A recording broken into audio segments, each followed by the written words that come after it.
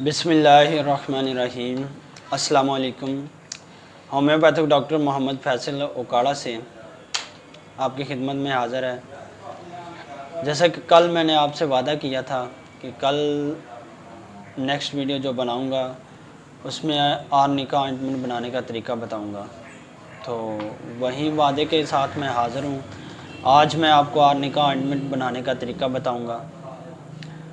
Video की तरफ आगे बढ़ने से पहले जिन लोगों ने अभी तक मेरे चैनल को सब्सक्राइब नहीं किया वो चैनल को सब्सक्राइब कर लें और बेल के आइकॉन को दबा दें ताकि मेरी आने वाली तमाम वीडियोस के नोटिफिकेशन आपको बर वक्त मिलते रहें।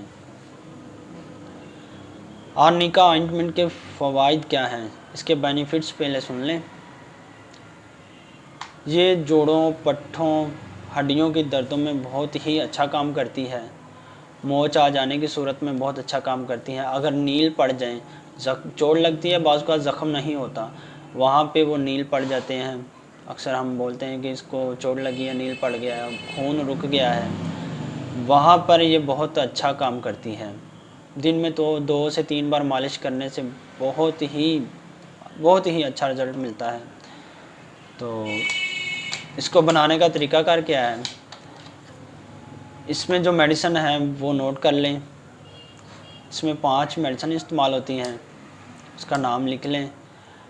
Arnica Q, belladonna Q, camphor Q, ruta Q और समफाइटम क्यू।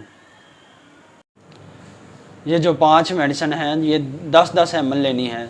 टोटल आपके पास 50 ml मेडिसिन हो जाएगी। इसको एक बॉल में रख इकट्ठी कर लें। उसके बाद आपने 200 ग्राम वैसलीन लेनी है और 200 ग्राम वैसलीन में ये मेडिसिन डाल दें और इसको हिलाएं, अच्छी तरह यकजान करें।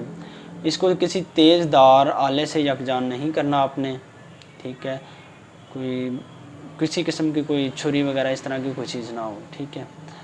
और इसको यकजान करने के बाद आप इसको सेव कर लें, तो इस्तेमाल करवाएं। इंशाल्लाह बहुत ही फ़ायदा इससे हासिल होगा।